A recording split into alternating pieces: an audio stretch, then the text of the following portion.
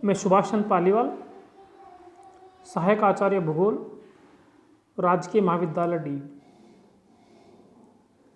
पिछले वीडियो में हमने मानव और पर्यावरण संबंधों की विचारधाराओं में बात की थी। निश्चयवाद विचारधारा की बात की थी, संभववाद विचारधारा की बात की थी।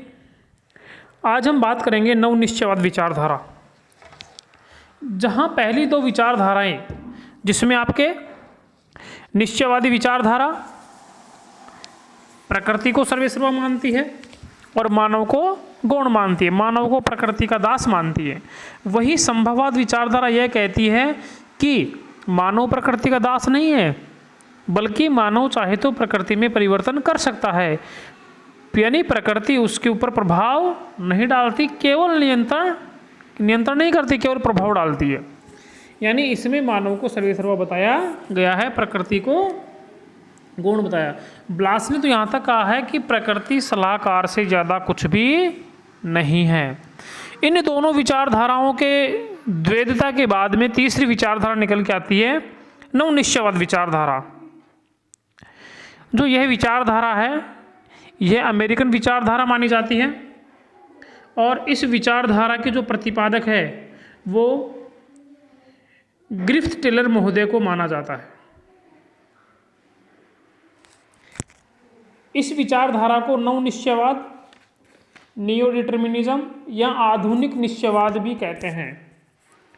इस मध्यम मार्गी विचारधारा के प्रतिपादक ग्रिफ्थ टेलर थे, जिन्होंने इसे रुको और जाओ नीतिवाद कहा।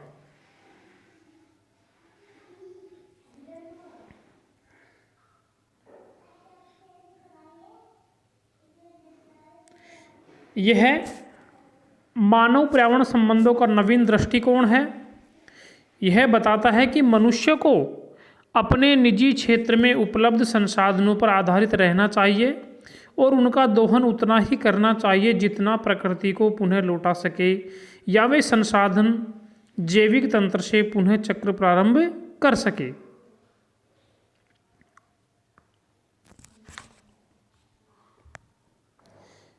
ग्रिफ्थ टेलर ने अपनी पुस्तक 20वीं शताब्दी में भूगोल,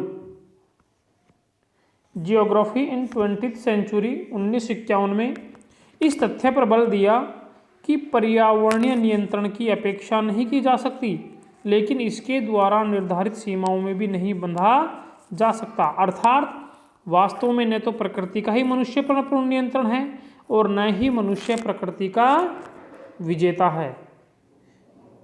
इन दोनों का एक दूसरे से क्रियात्मक संबंध है।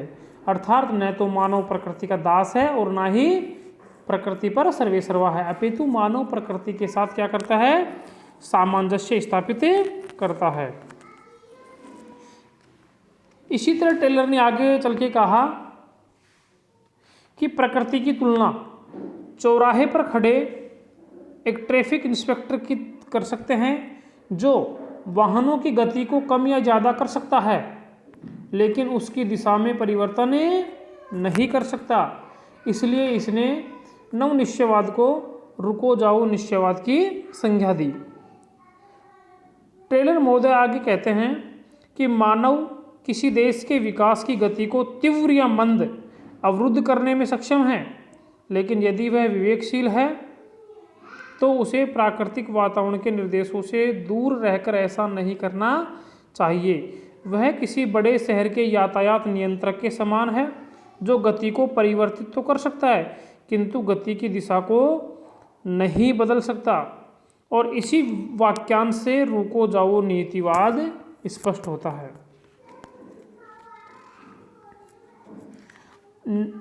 अनेक नवनिश्चयवादी विचारक हैं जिनमें ग्रिफ्थ टेलर का मत अभी हमने देखा। एक विद्वान है श्राडर।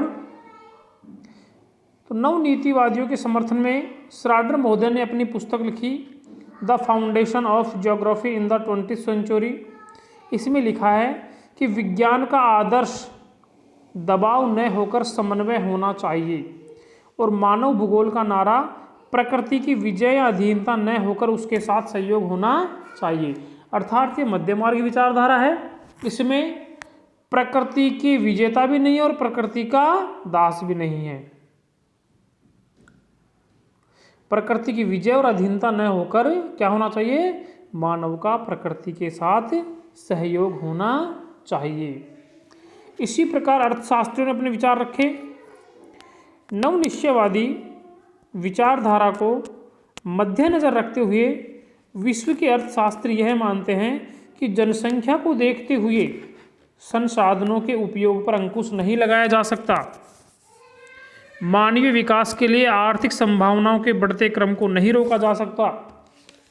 मनुष्य को पुनः जंगली अवस्था में नहीं लाया जा सकता, इसलिए आर्थिक प्रगति आवश्यक है, परंतु हमें आवश्यकताओं की पूर्ति के लिए ऐसे संसाधनों का उपयोग अधिक करना चाहिए जिनका नवीनीकरण प्रकृति या मानवीय रूप से अधिकाधिक संभव है। अगर हम प्रकृति से दोहन करेंगे, छेड़छाड़ करेंगे, तो इसका खामियाजा हमें भुगतना पड़ेगा। अतः संसाधनों का उसी प्रकार उपयोग ले सके जिससे उनका पुनर्चक्रण हो सके।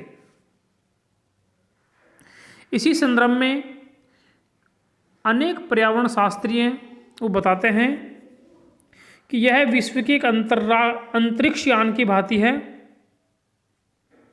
जो सारा ब्रह्मांड विश्व है, पर्यावरण क्या कहते हैं कि यह विश्व एक अंतरिक्ष यान की भांति है, जिसकी अर्थव्यवस्था भी अंतरिक्ष यान की सीमित सामग्री की तरह है। उसी सीमित भोजन के आधार पर अंतरिक्ष यान को चलना पड़ता है। उसी प्रकार पृथ्वी पर भी संसाधन सीमित है तथा उनका नवीनीकरण भी समय लेता है। उपयोग करने के उपरांत संसाधनों से उत्पादित वस्तुएं प्रारंभिक तथ्यों के रूप में परिवर्तित हो जाती है। इसके उपरांत उन्हें पुनः चक्रण में लाने में अधिक समय लगता है। अतः यदि हमें संभावनाओं का सीमित उपयोग नहीं किया तो मनुष्य प्रजाति उसी प्रकार विलुप्त हो जाएगी जिस प्रकार डायनासोर विलुप्त हो गई। अतः मनुष्य को प्रकृति के साथ सामंजस्य स्थापित करके अपना कार्य करना चाहिए। आगे विद्वान आते हैं जी टेथम। इन्होंने नवनिश्चयवाद को व्यवहारिक संभववाद कहा है, प्रिग्मेटिक पॉसिबिलिज्म। जी टेथम ने कहा है। ब्रिटिश भूगोलवेता वुलरिज भी इस संबंध में टेलर के विचारों को समर्थन करते हैं। तो जी टेथम भी आपके नवनिश्चयवादी विचारक है, जिन्होंने नवनिश्चयवाद को व्यवहारिक संभववाद कहा है। इसी कड़ी में वुलरिज महोदय भी नवनिश्चयवादी विचारक हैं। इन्होंने कहा है कि भूगोल में निश्चयवाद किसी सीमा तक रहना अनिवार्य है, क्योंकि यह सत्य है कि मानव एवं भूतल की प्रक्रियाएं पारस्परिक संबंधित होती हैं। अन्य विचारधाराएं और निकल के आती है, जिसमें सबसे प्रमुख है प्रसंभाव्यवाद।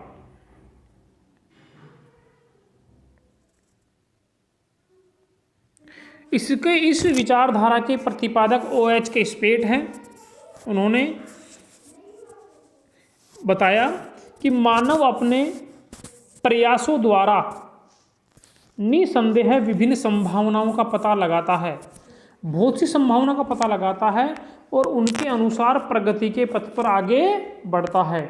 मनुष्य जो संभावनाओं का पता लगाता है उनके अनुसार क्या करता है, वो आगे बढ़ता रहता है।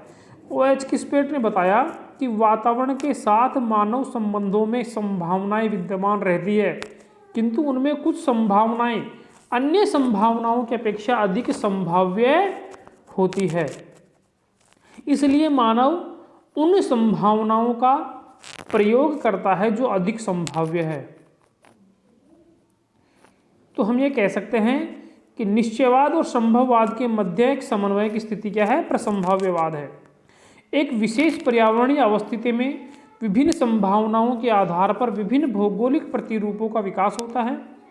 मानव वातावरण संबंधों के बारे में प्रारंभिक दृष्टिकोण बदलते रहते हैं। पहले जहां पर्यावरण के नियंत्रण की बात करते थे, वहीं बात में प्रभाव की बात करने लग गए, उसके पश्चात अनुकूलन की बात करने लगे। तो इस तरह से तीनों विचारधाराएं हमारे सामने निकल कर आती है। जहां प्रथम विचारधारा निकल के आती है वो कहता है कि मानव प्रकृति का दास है, मानव के ऊपर प्रकृति का पूरी तरह क्या है, कंट्रोल है, नियंत्रण है।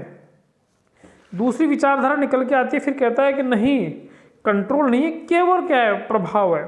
बाद में आता है ना तो प्रकृति का नियंत्रण है, ना ही प्रभाव है, बल्कि मानव प्रकृति के साथ अनुकूलन करता है, सामंजस्य स्थापित करता है।